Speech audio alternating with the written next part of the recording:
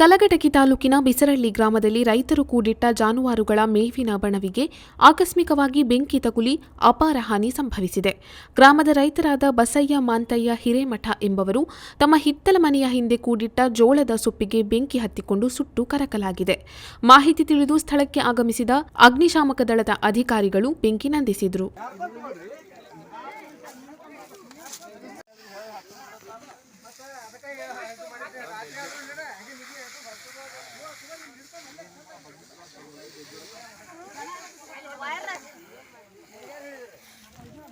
ನಮ್ಗಟ್ಟ video ಮಾಡಿ today mood ಅಂತ ಹಾಕ್ಬಿಡೋದು.